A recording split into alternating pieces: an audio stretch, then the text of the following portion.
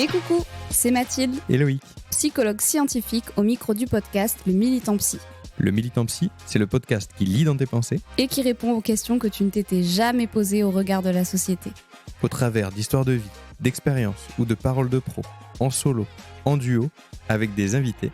On te donne rendez-vous chaque mercredi pour déconstruire et nuancer les a priori sur la santé mentale, la psychologie, mais aussi toutes ses dérives. Le Militant Psy présente le Militant Psy. Un petit temps accordé à une grande connaissance de soi. On te souhaite une bonne écoute. Et bonjour tout le monde, bonjour à toutes Bonjour et à à tous. J'allais faire une blague en disant c'est le dernier épisode de la saison et de la fin, mais en fait c'est nul parce que vous n'allez pas l'écouter le 1er avril. Et non, puisqu'on est le 1er Et avril. oui, donc blague tombe à l'eau. Blouk, blouk. Mon bruit d'eau pour tout ça. Putain. Aujourd'hui, on est très content de vous avoir et on avait très envie de vous Juste, parler. il faut recadrer un petit truc. Tu sais, les blagues que tu me fais en privé hors enregistrement, genre, moi, je comprends que c'est un running gag, mais pour les gens qui nous écoutent, ils ne comprennent pas, tu vois. C'est complètement hors contexte. Donc, il faut plus le faire, ça. Genre, vraiment. Bref, reprenons. Aujourd'hui, du coup, je vais reprendre l'introduction de faisons cet comme ça. épisode. Parce que là. Donc aujourd'hui, on s'est dit qu'on allait vous parler un peu du concept d'attachement. Donc c'est un petit militant psy, machin. On va pas y passer 3 heures. Bah non, surtout Même qu'on si on pourrait y passer 3 heures, très c'est sincèrement, clair. parce que c'est une énorme théorie, théorisée par John Bowlby, d'ailleurs. D'ailleurs, allez, je le dis tout de suite, ça me l'arrache, mais je le dis. C'est une théorie psychanalytique, oui, je le dis, Oui, mesdames et messieurs, vous m'avez entendu. Standing Euh, mais qui a été prouvé, mais qui a été s'est prouvé, fait voilà. vérifier. Oui. Exactement, et ça, c'est bien. Mais oui, John Bowlby Du coup- était d'orientation psychanalytique. Mais finalement, ça restait un chercheur. Mais oui, tout n'est pas ajouté en fait. scientifique, Tant- exactement. nous, ce qu'on veut, c'est juste que les choses soient prouvées, montrées. Exactement. Hein. Mais oui, on Et attend l- que ça. Et l'attachement, typiquement, c'est c'est quand même quelque chose d'assez fondamental parce que c'est ce qui va nous permettre de développer notre personnalité, qui va nous permettre d'évaluer de manière affective tout au long de notre vie et il commence très tôt, cet attachement.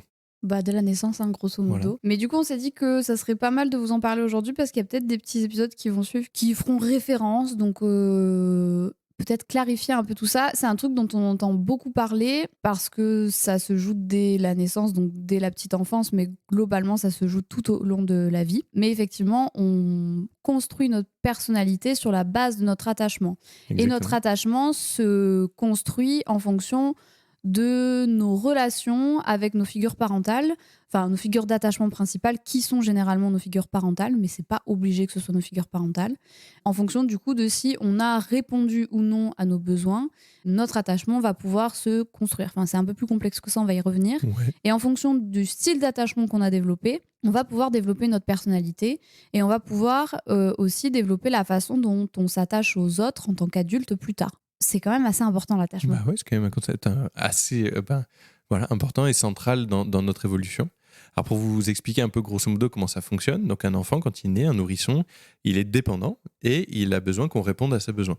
Et là, les personnes autour de lui vont normalement, parce que là on va parler d'un truc qui devrait se faire dans la normalité, doivent répondre à ses besoins. Et en faisant ça, l'un et l'autre vont s'attacher ensemble, donc ils vont se créer des petits cœurs d'amour ensemble. Et c'est ça qui va se passer. Non mais c'est vrai, c'est ça qui se passe. Oui. Donc en gros, le bébé il pleure, C'est mignon. il y a quelqu'un qui vient vers lui, du coup le bébé il est super bien parce qu'il y a quelqu'un qui s'occupe de lui. Et la personne, l'adulte généralement, c'est souvent un adulte d'ailleurs, Ah bah vaut mieux. il vaut hein. mieux, enfin voilà. Donc un adulte qui va venir s'occuper de cet enfant, lui aussi va créer de l'attachement pour cet enfant et du coup ce qui va renforcer petit à petit leur lien. Pourquoi on s'attache ? On s'attache quand on s'occupe de quelqu'un ou quand quelqu'un s'occupe de nous. Voilà. Donc on voit bien que dans les relations d'adulte à adulte, c'est vraiment un échange de bons procédés, si on peut dire ça comme ça. Mhm. Si je m'occupe de quelqu'un, eh ben, je vais m'attacher à elle. Et si cette personne en plus s'occupe de moi, eh ben, je vais m'attacher à elle aussi. Et donc on voit aussi que plus je m'investis auprès de mon enfant, d'un bébé, etc., plus je crée un lien d'attachement. Je le dis parce que c'est important, c'est-à-dire que plus on est impliqué dans la parentalité, dans l'éducation, plus on s'attache à son bébé. À l'inverse, moi je suis impliquée auprès de mon bébé, moi je m'y attache. Et ça, c'est mieux de le faire dès le début, pas d'attendre qu'il ait 2 ou 3 ans. Voilà. Bon, à bon entendeur pour une partie des personnes qui font des enfants et qui s'en occupent qu'après. Oui, ou qui pensent qu'un enfant, ce n'est intéressant qu'à partir de l'âge de 2 ans. Voilà. Ou ce genre Donc de non, en choses. fait, il se passe plein de choses et plein de choses qui vont préparer la relation d'après. Donc c'est ça qui qui est chouette et qui est important d'aller mesurer. Et donc, comment on crée un attachement avec son enfant? On répond à ses besoins, on rentre en lien avec lui, en communication, avec le regard, avec des gestes, avec des soins. Après, bien évidemment, c'est interdépendant de la façon dont l'adulte est en capacité de comprendre, la façon dont l'enfant exprime ses besoins. Le fait est que face à soi, on a quand même un petit être qui a un tempérament bien à lui. Et donc, tout ça va influencer aussi la relation d'attachement. Bien sûr. Après, il y a les événements de la vie qui influencent, etc. Donc, c'est une machine qui est très, très complexe et on ne peut pas avoir un attachement 100% sécure. Ça, ce n'est pas possible. Et une seule personne ne peut pas répondre à 100% des besoins d'un bébé. Je pense que c'est important de le dire aussi. Il y a forcément des moments où où on va créer un peu de l'insécurité parce qu'il y a des séparations, parce qu'il y a des choses Bien comme sûr. ça.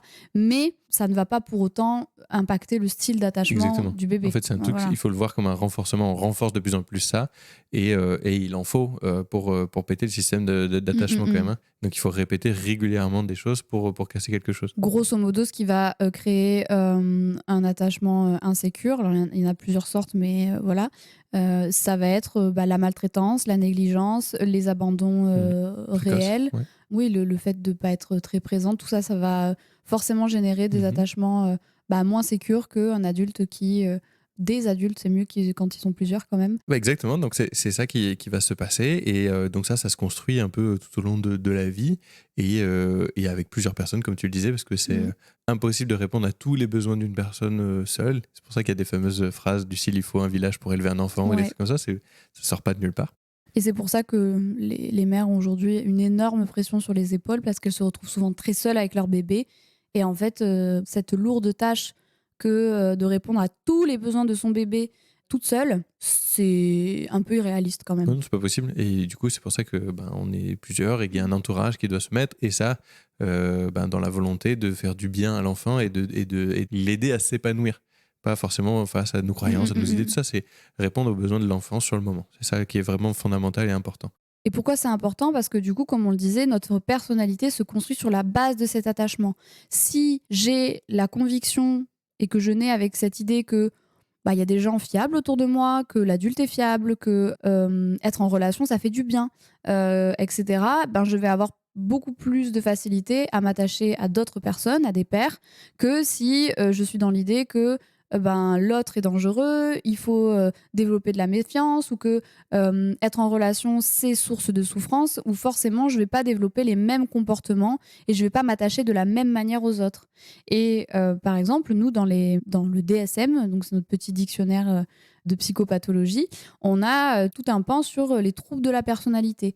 On sait que les personnes qui ont développé des troubles de la personnalité, probablement au niveau de leur attachement, vu que la personnalité se construit sur l'attachement, il y a des choses qui ne se sont pas faites ou mal faites ou qui ont été difficiles et qui du coup ont développé des troubles de la personnalité. En tout cas, qui ont favorisé l'émergence de troubles de la personnalité. C'est vraiment les styles d'attachement insécures, quoi. Exactement. Si on revient du coup à l'attachement et au bébé, il y a, même du coup à l'enfant après, il y a un deuxième pan de cet attachement. Donc on a ce pan-là donc, de la relation. Et il y a aussi un autre aspect de cet attachement qui va être la capacité après à se détacher justement et d'aller explorer le monde. Et ça, c'est fondamental aussi parce que on va réussir à créer un attachement sécure avec une personne et ça va lui donner les bases pour après affronter le monde qui vient.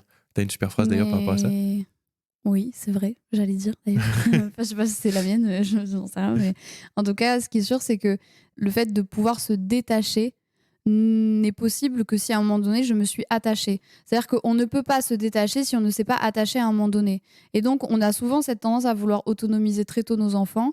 L'autonomie de nos enfants, même qu'elle soit même au niveau affectif, si tant est qu'un jour on soit vraiment autonome au niveau affectif, je pense pas, en tant qu'adulte même.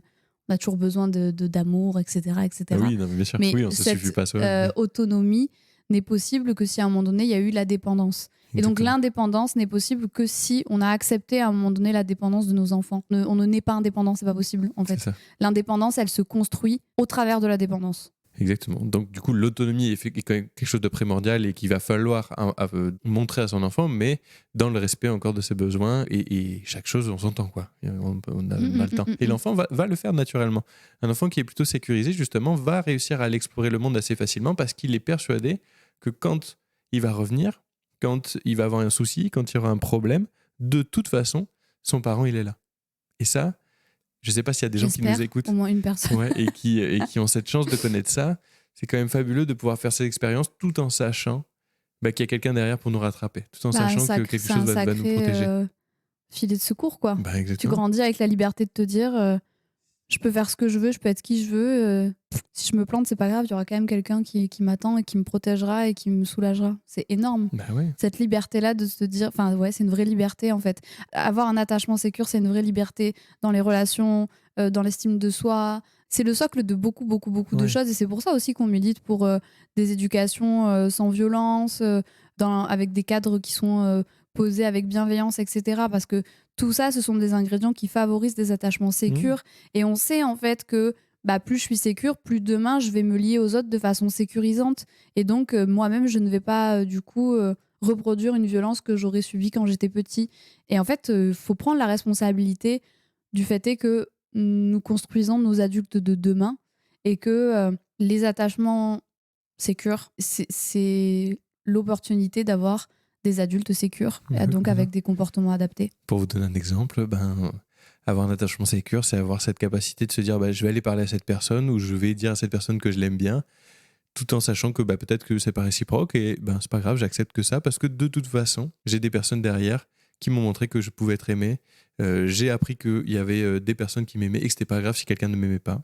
Ça peut être aussi, je vais faire une expérience, je vais prendre un risque dans ma carrière professionnelle ou dans un choix, mais je le sais, je le fais parce que derrière, il y a des personnes qui ont cru en moi, qui croient en moi et qui pourront me rattraper si j'ai un souci. Quand je suis un petit, je vais aller vers cette personne parce que je sais que si je suis timide, si j'ai un problème, ma base va revenir et va me consoler pour me redonner l'envie d'y aller. Et ça, ça n'a pas de prix. Et c'est quelque chose c'est une vraie aide qu'on peut offrir aux enfants. Pour moi, ça fait partie même des premiers steps pour éviter le psy à votre enfant, en fait. Ouais.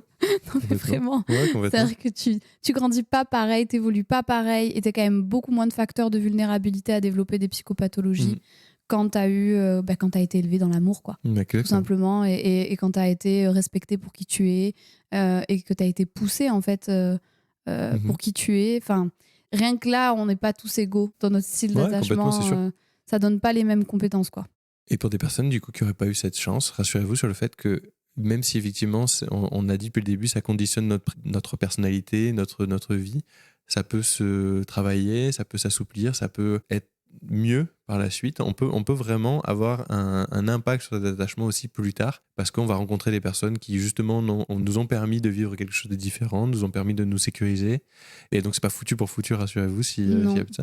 Et une personne qui a eu un attachement peut-être défaillant est en capacité aussi de le transmettre un attachement sécure à son enfant, par exemple. Tout à fait. Et je pense que j'en suis un bel exemple. Non, mais c'est vrai. Je pense que de base, moi, j'avais pas du tout un attachement très sécure. Je pense que j'en ai gardé certaines traces. Mais au travers de mes choix d'amis, au travers de mon choix de partenaire de couple, etc., j'ai changé ce style d'attachement pour des attachements beaucoup plus sécures. Et aujourd'hui, j'ai plein de relations très sécurisantes, ce qui n'a pas toujours été le cas. Et je m'attelle aujourd'hui à donner cette même chose à ma fille. Mais du coup, c'est possible aussi parce que, en fait, en France, on est beaucoup à avoir des attachements qui sont pas très sécures. On expliquera aussi pourquoi dans l'épisode de la semaine prochaine, quelques raisons qui peuvent expliquer pourquoi en France on ne favorise pas l'attachement sécure de nos enfants. Par contre, voilà, tout n'est pas perdu, mais c'est quand même vachement moins coûteux et vachement moins source de souffrance quand on démarre déjà avec cette base-là, quoi. Donc, si vous avez posé des questions sur tout ça, vous pouvez retrouver toutes ces connaissances sur John Bowlby dans un livre. Il a fait le livre qui s'appelle L'attachement. Il en a fait plein, mais il y en a des génériques, je pense. C'est des pavés, les trucs. Voilà. Peut y avoir des vidéos sur Internet qui expliquent aussi un peu plus en détail tout ça. Il y a la chaîne Psychoquack, on en parle souvent, mais qui est très chouette. Je la mettrai en barre d'infos. Puis allez voir des psys, en fait, tout simplement, si vous sentez qu'il y a un souci à ce niveau-là, ou vous posez des questions. Même la relation avec le psy, ça peut nous montrer une autre façon de s'attacher. C'est une base, c'est ce qu'on peut montrer en entretien. Ouais, complètement. Ça pourrait faire l'objet d'un épisode d'ailleurs de comment on fait. Tu construis une relation dans laquelle c'est sécure, en fait. Complètement. Puisque ils peuvent globalement, nos patients, se permettre plein de choses. Et en fait, le cadre, il tient, mais il reste bienveillant. Il n'y a pas de violence. Et on est toujours là. Donc, voilà. Et donc voilà, donc tout ça, ça nous intéresse d'avoir vos retours toujours. Et d'ailleurs, n'hésitez pas à nous contacter sur Instagram si vous aimeriez savoir beaucoup plus de choses sur notre façon d'exercer notre métier aussi. Ça, c'est avec plaisir qu'on pourrait faire des épisodes dédiés à ça. Surtout que la fin de la première saison commence à arriver. Oh là là. Mais je pense qu'il y aura une saison 2. Je sais pas, peut-être pas. On sait pas encore, ça va dépendre de plein de choses. Mais qui se fait trop désirer, tu sais. Ok. En tout cas, merci beaucoup. Merci beaucoup. Passez une belle journée et puis à très bientôt. Merci de nous avoir écoutés pour ce mini temps psy. Merci à Alice pour le montage de cet épisode. Cet épisode touche à sa fin, mais pas de panique. On se retrouve dès la semaine prochaine, toujours le mercredi pour un nouvel épisode. Sache qu'on aura toujours plaisir à lire ton avis ou même tes suggestions. Donc n'hésite surtout pas à t'exprimer. Et si d'ici là tu as des questions ou que tu veux suivre nos aventures, tu peux nous retrouver sur TikTok et Instagram. Les liens sont en description. On te dit à très bientôt. Et prends bien soin de toi. Très bien soin de toi.